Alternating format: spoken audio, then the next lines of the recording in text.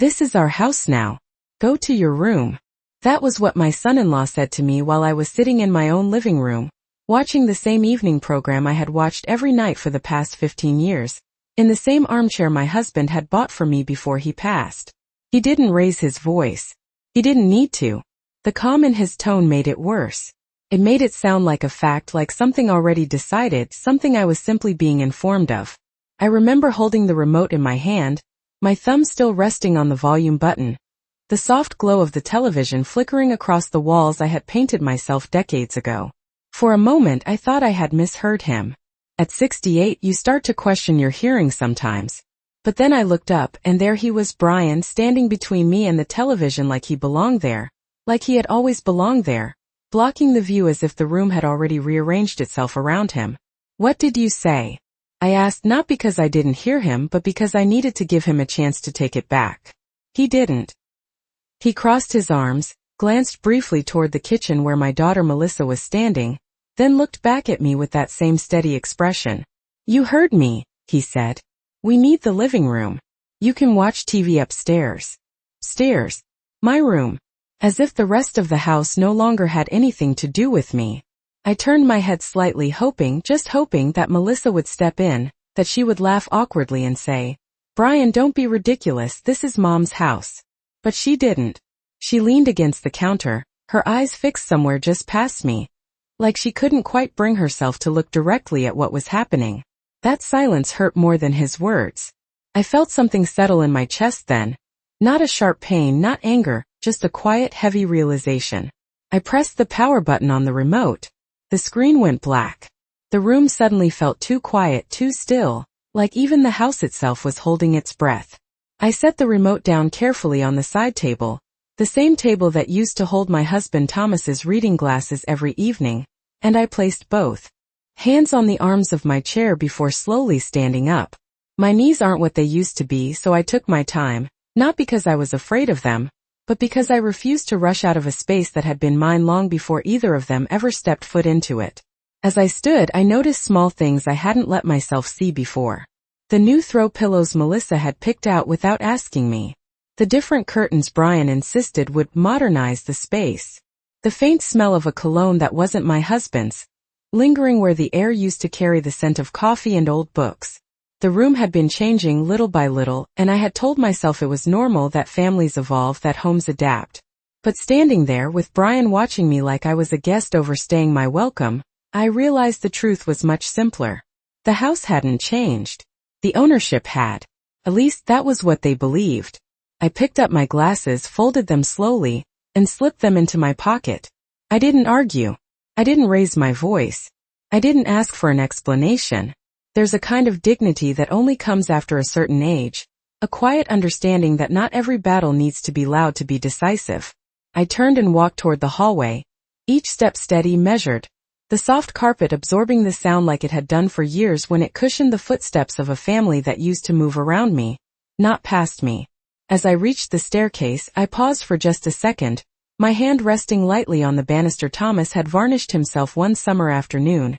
humming under his breath while Melissa, still a teenager back then, sat on the steps talking about her dreams. I could still hear her voice if I let myself. I could still see the way she used to look at me like I was the center of her world. I didn't turn back. There was nothing behind me anymore that belonged to the life I thought I still had. But as I climbed the stairs, one slow step at a time, I felt something else take its place. Not anger. Not yet. Something colder. Something clearer. Because in that moment I understood something Brian didn't. He thought he had just told me where I belonged. What he didn't realize was that he had just shown me exactly what he was trying to take. I closed the bedroom door behind me, not all the way, just enough so it would not click loudly, because for some reason I did not want to give them the satisfaction of hearing that sound, the sound of retreat, the sound of someone being sent away, and I stood there for a moment with my hand still resting on the doorknob, looking at a room that used to feel like a refuge and now felt like a place I had been assigned to, like a space that had been reduced to a function rather than a home, and I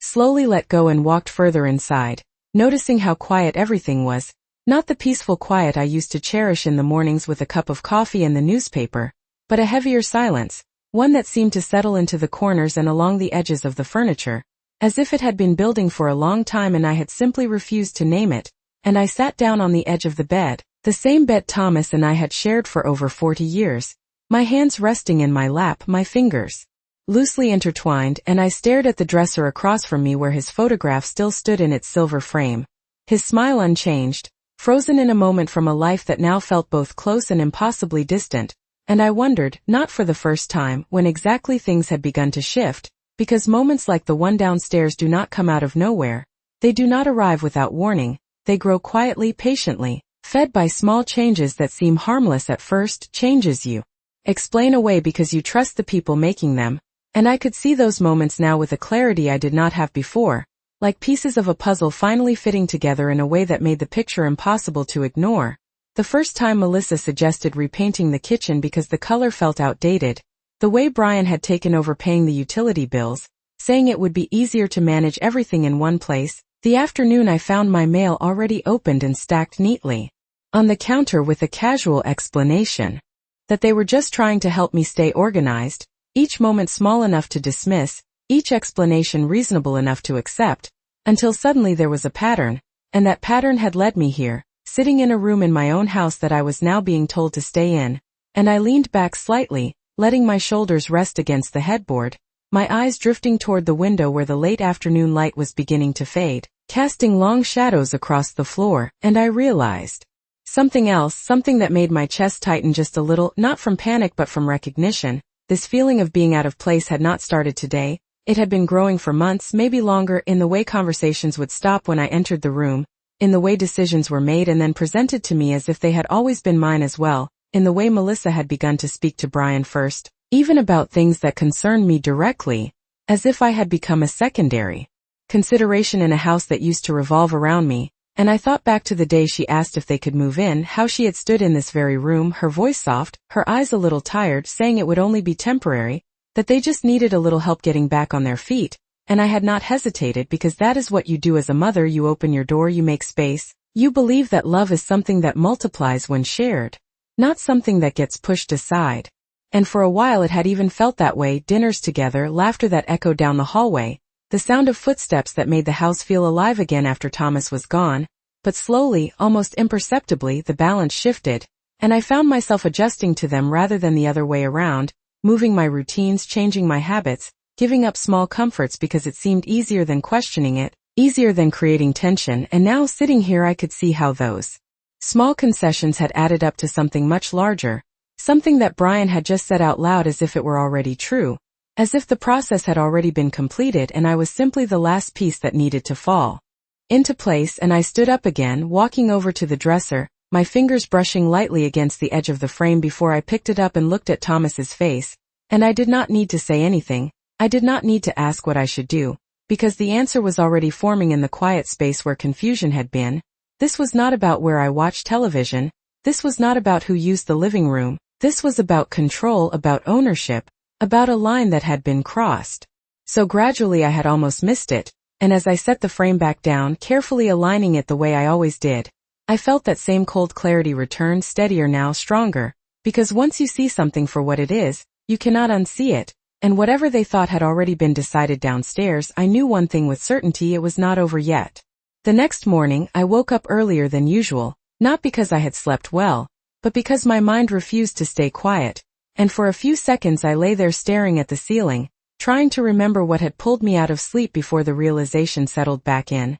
slow and heavy, like a weight returning to its place, and I turned my head toward the empty side of the bed, the indentation long gone, the pillow untouched for years now, yet still placed there out of habit, out of something I never quite let go of, and I sat up carefully, placing my feet on the floor, feeling the coolness of the wood beneath my soles, grounding myself in something real, something that still belonged to me without question, at least for now. And I moved through my morning routine quietly, brushing my hair, folding the blanket, straightening the sheets with the same deliberate care I had always taken, because there was a comfort in order, in repetition, in doing things the way they had always been done, even when everything else felt like it was shifting beneath me. And when I finally opened the bedroom door and stepped into the hallway, I paused again, listening not for noise but for the absence of it, for the subtle change in atmosphere that had begun to feel more pronounced, and as I walked toward the staircase I noticed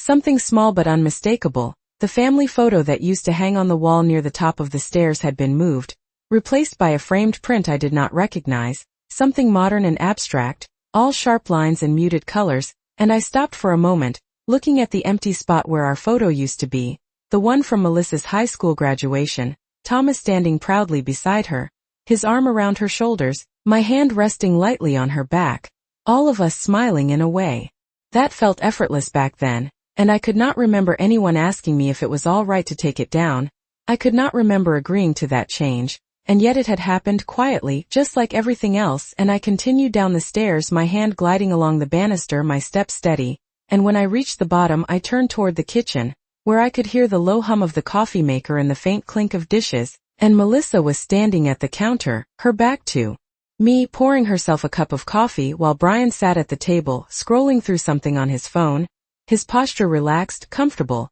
as if he had always belonged there in that exact spot. And for a moment I simply stood there, watching them, taking in the scene with a kind of detached clarity, noticing how natural it looked, how easily I could have mistaken it for a normal morning if not for the undercurrent that now ran through everything. And I stepped forward into the kitchen, offering a quiet good morning, my voice even, measured, and Melissa turned slightly, giving me a brief smile that did not quite reach her eyes. "Morning, Mom," she said, already turning back to the counter, while Brian glanced up for just a second before returning his attention to his phone, and I moved toward the cabinet where I kept my mug, reaching for it automatically, only to find it was not there, and I opened the cabinet a little wider, scanning the shelf, then the next one before finally noticing that the arrangement had been changed. My things shifted to a lower shelf, tucked behind a set of newer cups that I did not recognize, and I bent down slowly, retrieving my mug from where it had been placed, the movement small, almost insignificant, but it stayed with me, that quiet adjustment,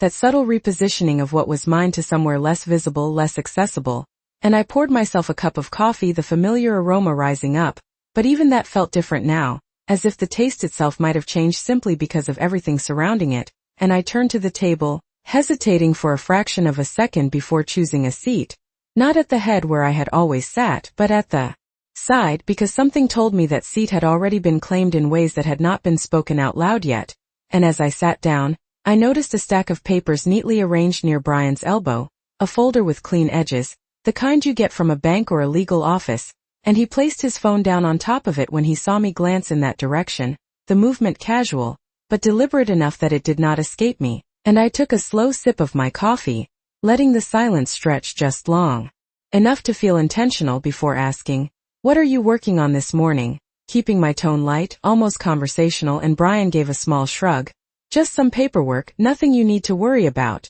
he said, his words smooth, practiced, and Melissa nodded slightly as if to reinforce that statement, her attention fixed on stirring her coffee even though it had long since been mixed, and I nodded once in return, not pressing further. Not because I was not interested, but because I understood something now that I had not allowed myself to understand before. Information was being managed, access was being controlled, and whatever was in that folder was not meant for me to see, at least not yet. And as I sat there, listening to the quiet sounds of the kitchen, the ticking of the clock on the wall, the faint buzz of Brian's phone as a notification came through, I felt that same clarity settle deeper inside me, steady and unshaken, because the moment you begin to notice the details, the small shifts, the guarded glances, the careful movements, you start to see the shape of what is really happening. And I realized then that whatever Brian had started, whatever he believed was already in motion, had not been done in a single bold move. It had been built piece by piece, hidden in ordinary mornings just like this one. And now that I could see it, truly see it, I knew I would not be able to ignore it any longer. I did not ask about the folder again, not that morning, not that afternoon, because there is a difference between not knowing and choosing not to confront what you already understand. And by the time I finished my coffee and carried my mug to the sink, I knew enough to realize that whatever Brian was doing, he believed he had time, and more importantly, he believed I did not see it, and that belief gave me something I had not felt since the moment he stood in front of my television and told me where I belonged. It gave me space, and I decided then that I would use it. I spent the rest of that day moving through the house quietly, not avoiding them, but not inserting myself either, observing instead, letting my eyes linger just a little longer than usual, noticing which drawers were open more frequently, which cabinets had been reorganized, which surfaces now held things that had not been there before, And it was in those quiet observations that I began to see just how much had already shifted: the filing drawer in the study that no longer closed properly because it had been overfilled,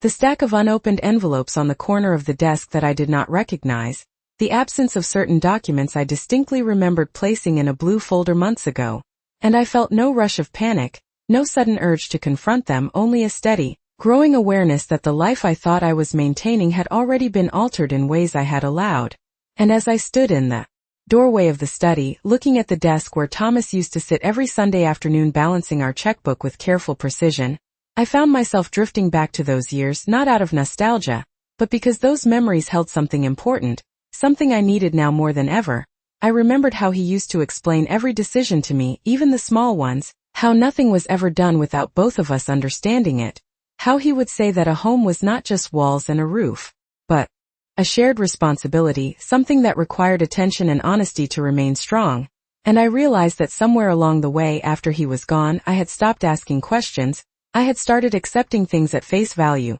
trusting that my daughter and her husband would carry that same sense of care, that same respect. And in doing so, I had slowly stepped back from something I should never have stepped away from, and that realization did not make me angry, not yet, but it did make me careful. I walked over to the desk and ran my fingers lightly along the surface, feeling the familiar texture of the wood, grounding myself again in something that had not changed, and I opened the top drawer slowly, not searching for anything specific, just reacquainting myself with what was there: pens, old receipts, a small notepad with Thomas's handwriting still visible on the first few pages, and beneath that, a set of keys I had not used in a long time, keys to the lockbox he had installed years ago in the closet, a place where we kept copies of important documents, deeds, insurance papers, things he always said should be kept separate, just in case. And I held those keys in my hand for a moment, feeling their weight, their familiarity, and I realized that while so much in this house had been moved, rearranged, or quietly claimed,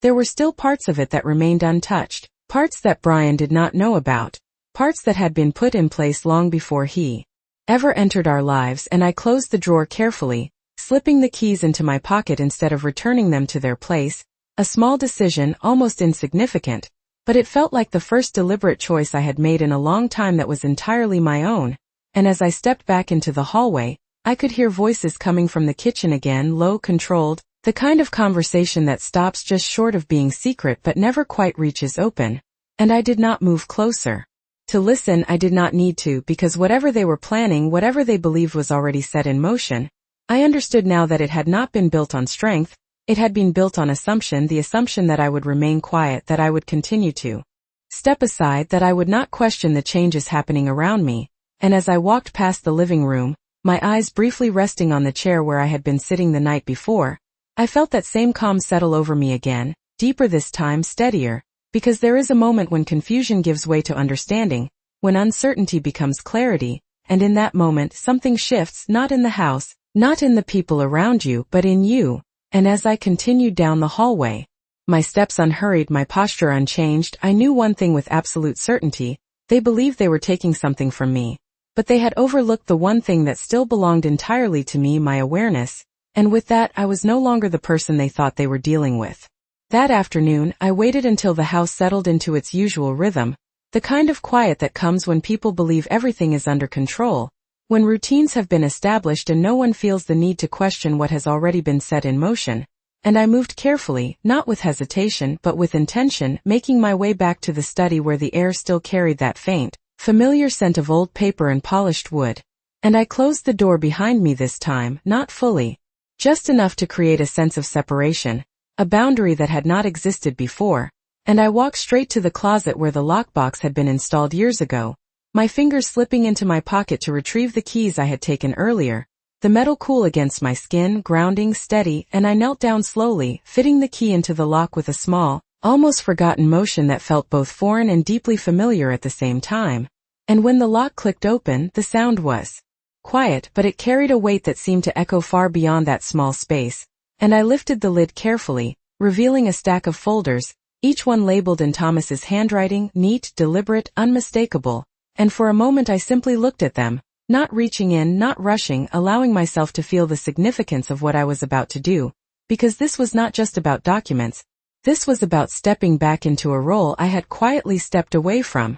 And I finally reached in, pulling out the folder marked with the address of the house, my house, the one Brian had so casually claimed as his own, and I opened it slowly, scanning the contents with a calm that surprised even me. The deed, the insurance papers, the original purchase agreement, all exactly where they should be, untouched, unchanged, and I let out a small breath I had not realized I was holding, not from relief, but from confirmation that whatever they were planning had not yet reached this part, had not yet overwritten what had been established long before they arrived. And as I turned the pages, I noticed something else, a document I did not immediately recognize, folded neatly and placed behind the others, and I unfolded it carefully, my eyes moving across the lines of text, the legal language precise, deliberate, and as I read, a different kind of clarity settled over me, deeper than before, steadier, because this was not just a record, this was protection, something Thomas had put in place without ever needing to announce it, something he had trusted would remain until it was needed, and I understood then that he had seen possibilities I had not allowed myself to consider, that he had prepared for a future where I might need more than just memories to hold on to, and I closed the folder gently, placing it back into the box, not because I was done, but because I now knew where everything stood, and that knowledge changed something fundamental inside me, and I locked the box again, returning the key to my pocket instead of leaving it where it had been. Another small shift, another quiet decision, and as I stood up, I heard footsteps in the hallway, followed by the faint murmur of voices, Brian and Melissa, their tones low, controlled, and I moved closer to the door, not pressing my ear against it, not straining, just standing still, allowing the sound to come to me naturally, and I caught fragments, not full sentences, but enough words like paperwork, timeline, and soon, spoken with a confidence that suggested they believed everything was already moving in their favor, and I felt no urge to interrupt, no need to reveal that I was listening, because what mattered was not what they were saying but what they believed, and they believed I was unaware, they believed I was passive, they believed I had already accepted the role they had assigned to me, and that belief was now their greatest weakness, and I stepped back from the door, my expression unchanged, my movements calm as I opened it and walked back into the hallway, passing them without hesitation, offering a small, polite smile as if nothing had shifted at all, and Melissa returned it, her eyes flickering with something I could not quite place, while Brian barely looked up, already returning his attention to whatever was in his hands, and I continued down the hallway, my steps steady, unhurried, because there is a certain power in being underestimated, a quiet advantage that does not announce itself, does not demand recognition, but exists nonetheless, and as I reached the living room, I paused for a moment, my gaze resting on the space that had been taken from me so casually the night before, and I did not feel anger, not yet, only a growing certainty, a sense that whatever they thought they were building, whatever they believed was already theirs, had been constructed on a foundation they did not fully understand, and I turned away not because I was giving it up, but because I knew something they did not, the story they thought was already written was only just beginning to unfold. The following morning, I made a decision that would have seemed unnecessary just a few days ago, but now felt as natural as breathing. I would not wait for things to unfold around me anymore. I would begin to move ahead of them, quietly, carefully, without disrupting the illusion they were so comfortable maintaining, and I dressed with more intention than usual, choosing a simple coat, slipping my purse over my shoulder, making sure my keys were in place, including the ones I had taken from the study, and when I walked into the kitchen, Melissa looked up with mild surprise. "You are up early," she said, her tone light but observant, and I offered a small smile. "I have a few errands to run," I replied, keeping my voice steady, casual, as if there was nothing beneath the surface. Brian barely glanced in my direction, already focused on his phone, his posture relaxed, confident, and I wondered briefly if he would look different if he knew what I was about to do, but I pushed the thought aside, because that knowledge was not for him, not yet, and I stepped out of the house, closing the door behind me with a quiet click, the cool morning air brushing against my face as I walked down the driveway, and for a moment I paused, looking back at the house, the same house I had stood in countless times over the years, watching Melissa leave for school, watching Thomas wave from the front porch, watching seasons change through those windows, and now I saw it differently, not as something being taken from me, but as something I was choosing to protect, and I turned away and got into my car, the engine starting with a familiar hum, grounding steady, and I drove not toward the grocery store or the pharmacy as I might have on any other day, but toward a place I had not visited in quite some time, A small office building on the corner of Maple and 3rd, where a name was still etched on a brass plate beside the door. Raymond Pierce, attorney at law. And as I parked and stepped out, I felt no hesitation, only a quiet certainty, because some conversations do not require preparation, only the willingness to have them. And I walked inside, the bell above the door chiming softly, and the receptionist looked up with a polite smile that shifted into recognition after a brief moment. "Mrs. Carter," she said, standing slightly. "It has been a while." And I nodded, returning the smile. "It has," I replied, and she gestured toward the hallway. "Mr. Pierce is in. Would you like me to let him know you are here?" And I nodded again, my hands resting calmly against the strap of my purse, and within minutes I was seated across from a man who had known my family for decades. His hair now more silver than I remembered. His eyes still sharp, attentive, and he studied me for a moment before speaking. "Helen, it is good to see you," he said, his voice warm but measured, and I inclined my head slightly. "It is good to see you as well," I replied. And there was a brief pause, not uncomfortable, just enough for him to understand that this was not a casual visit, and he leaned forward slightly, folding his hands on the desk. "What can I help you with?" he asked, and I did not rush into an explanation. I did not begin with emotion or accusation. Instead, I reached into my purse and placed the folded document I had found in the lockbox on the desk between us, sliding it toward him with a steady hand, and he glanced down at it, then back up at me, his expression shifting just slightly, enough for me to know he recognized its significance before he had even fully read it. And as his eyes moved across the page, the room seemed to settle into a deeper kind of stillness, one that carried weight, one that marked the beginning of something that could not easily be undone. And when he finally looked up again, there was no confusion in his expression, no need for clarification, only understanding. "When did you find this?" he asked, and I met his gaze evenly. "Yesterday," I said, and he nodded once slowly as if confirming something to himself, and then he leaned back slightly, his fingers tapping lightly against the edge of the desk, a habit I remembered from years ago, a sign that he was already thinking several steps ahead.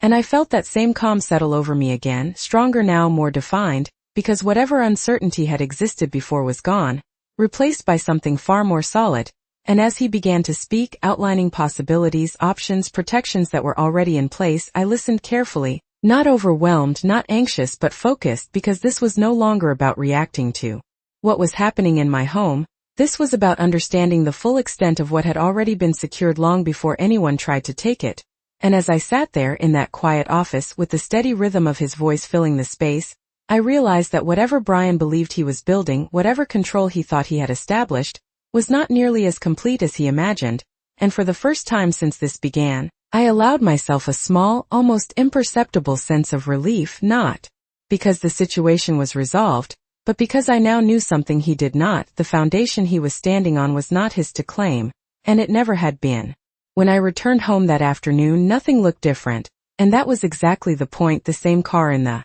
driveway, the same curtains drawn halfway across the living room window, the same faint sound of the television coming from inside, as if the house itself was determined to pretend that everything was still the way it had always been. And I stepped through the front door with the same calm expression I had practiced in the car, setting my purse down in its usual place, slipping off my coat with unhurried movements, because there is a certain kind of control that comes from not revealing what you know, and I intended to keep that control for as long as possible. Melissa was in the kitchen again, rinsing dishes, her movements efficient, almost mechanical, and she glanced over her shoulder when she heard me. "You were gone a while," she said, her tone neutral but edged with curiosity, and I gave a small nod. "I had a few things to take care of," I replied, not offering more, not inviting questions, and she hesitated for just a moment before returning her attention to the sink, as if deciding not to press further, while Brian sat at the table with that same folder in front of him, the one I had noticed earlier,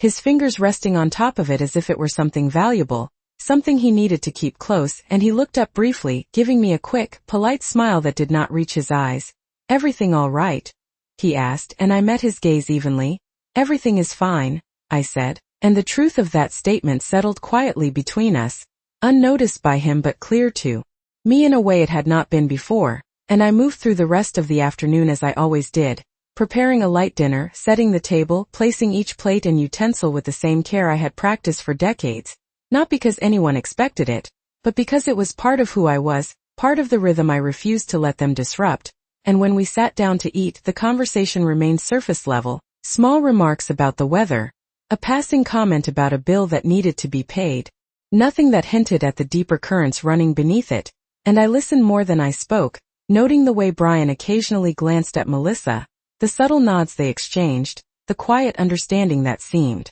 to exist between them, and I realized that whatever plan they were building, it was not something they intended to hide forever, only long enough to make it feel inevitable, to make it seem like a natural progression rather than a deliberate act, and that realization only strengthened my resolve to let them continue believing I was still unaware, because there is a moment in every situation like this where revealing your knowledge too soon only serves to strengthen the other side, and I had no intention of giving them that advantage. After dinner, I cleared the table as I always did, carrying the dishes to the sink, my movement steady, unhurried, while Melissa dried and Brian retreated back to his seat, opening the folder again, his attention fully absorbed, and I caught a brief glimpse of the papers inside this time, lines of text, official formatting, the kind of documents that required signatures, approvals, processes, and I did not need to read them to understand what they represented because I had already seen enough, heard enough to know the direction they were moving in, and as I finished rinsing the last plate and set it in the rack,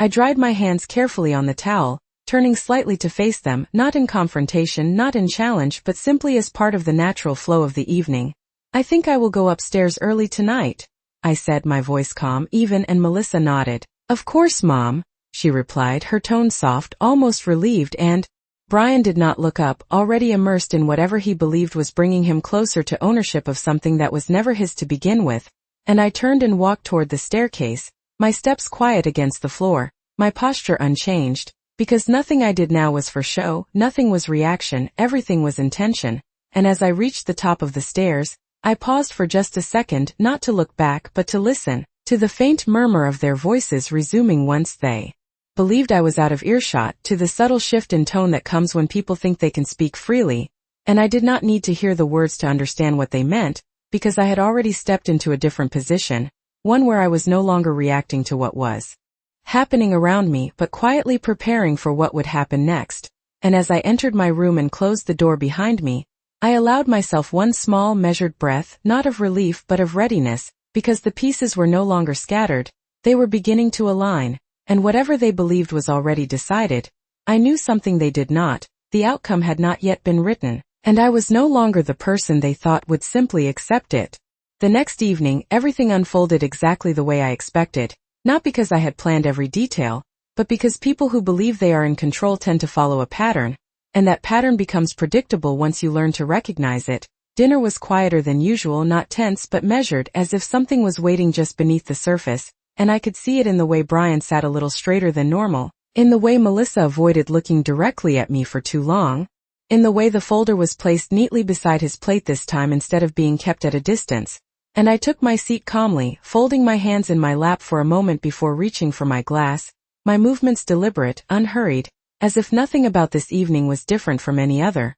and for a few minutes we ate in near silence, the soft clink of utensils against plates filling the space, until Brian finally set his fork down and cleared his throat slightly, a small sound but one that carried intention, and I looked up at him, meeting his gaze without hesitation, allowing him to speak when he was ready, and he placed his hand on the folder, tapping it lightly as if to draw attention to it. There is something we wanted to go over with you, he said, his tone calm, almost rehearsed, and Melissa nodded beside him, her hands wrapped around her glass, her fingers tightening just slightly, and I inclined my head. Of course, I replied, my voice steady, giving nothing away, and Brian opened the folder, turning it toward me, revealing several neatly organized pages. It is just some paperwork, he continued.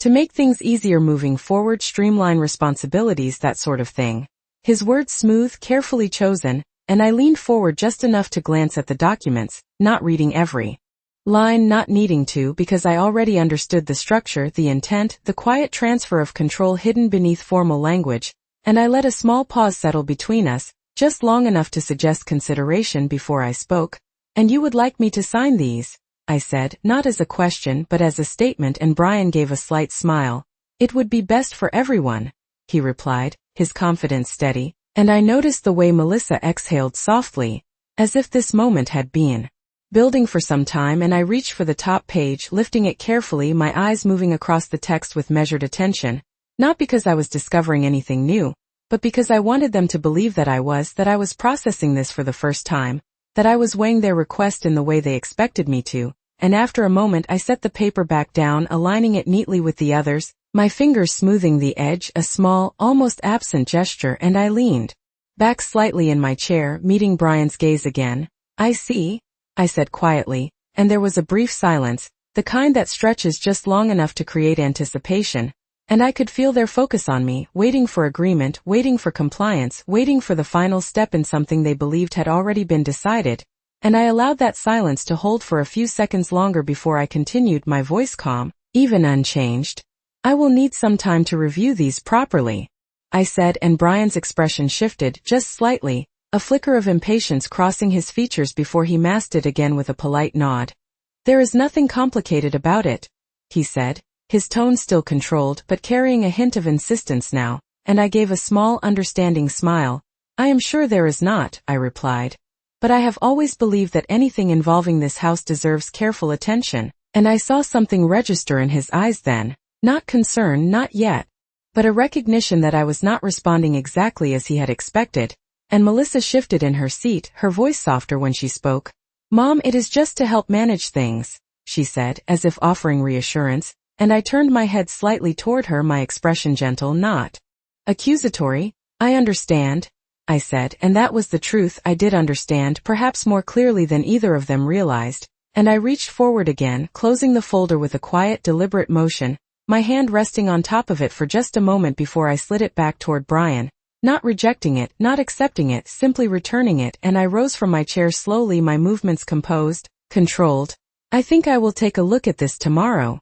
I added, my tone final without being forceful, and I turned toward the sink, beginning to gather the dishes as I always did, leaving them with the expectation they had not anticipated, and as I stood there, rinsing a plate under the steady stream of water, I could feel the shift behind me, subtle but undeniable, because for the first time, their plan had not moved forward as smoothly as they believed it would, and I did not need to turn around to know that something had changed, not in the house, not in the papers on that table, but in the balance they had taken for granted. And as I set the plate in the rack and reached for the next one, I knew with quiet certainty that the moment they thought would secure everything had just become the moment that began to unravel it. The next morning I did not rush, I did not change my routine, I made my coffee the same way I always did, measured, deliberate, letting the familiar rhythm carry me through each step, because there is a certain kind of strength in continuity, in refusing to let disruption dictate your behavior. And when I walked into the kitchen, Brian was already there, the folder once again resting on the table, closer to him this time, as if proximity alone could bring it closer to completion, and Melissa stood by the window, her arms folded lightly, her posture uncertain, and I greeted them both with the same calm tone. "Good morning," I said, setting my mug down on the counter, and Brian looked up immediately, his attention sharper than usual. "Did you have a chance to look over the paperwork?" he asked, not bothering to soften the question, not pretending this was anything other than what it was, and I met his gaze evenly, allowing a small pause before answering. "I did,"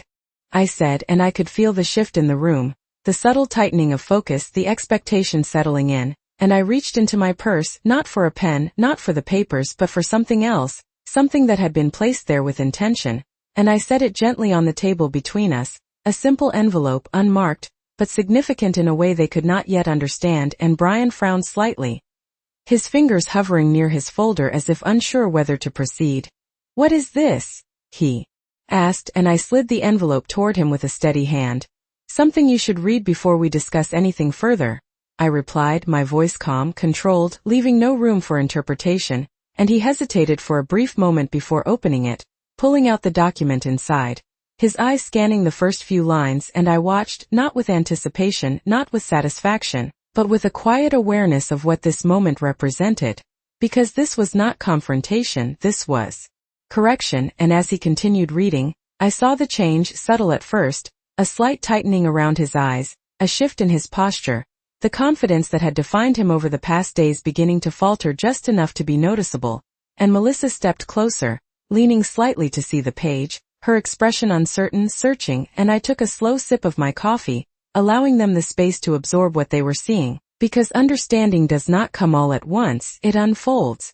piece by piece. And when Brian finally looked up, there was no longer any pretense in his expression, only a quiet realization that something he had assumed was simple was in fact far more complex. "What is this?" he asked again, his voice lower now, more measured, and I set my mug down carefully before answering. "That is a legal provision that has been in place for years," I said. "One that ensures this house remains exactly where it belongs." And I let the words settle, not emphasizing them, not forcing their weight because they carried enough on their own. And Melissa's eyes moved from the document to me, confusion and something else flickering across her face, something that looked very much like doubt, and Brian glanced back at the page, reading more carefully now, no longer skimming, no longer assuming, and I continued, my tone steady. "I met with Mr. Pierce yesterday," I said, offering the information without embellishment, without drama. "He reviewed everything, and he will be handling any further discussions regarding this property." And the silence that followed was different from the silences before.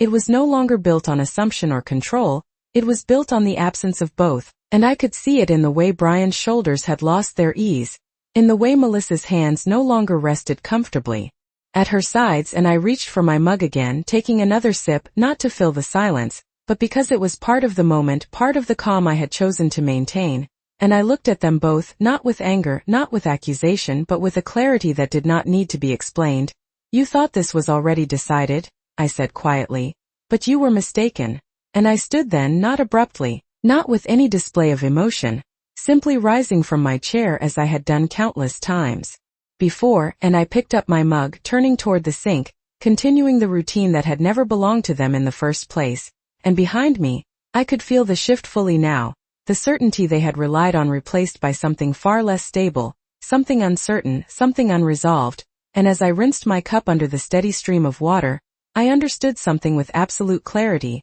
This was not the end of anything, not yet, but it was the end of their assumption that I would simply step aside. And as I set the mug in the rack and dried my hands, I did not look back immediately, because I did not need to. I already knew that whatever they believed they had taken from me had never truly left. And now, for the first time since this began, they understood that too.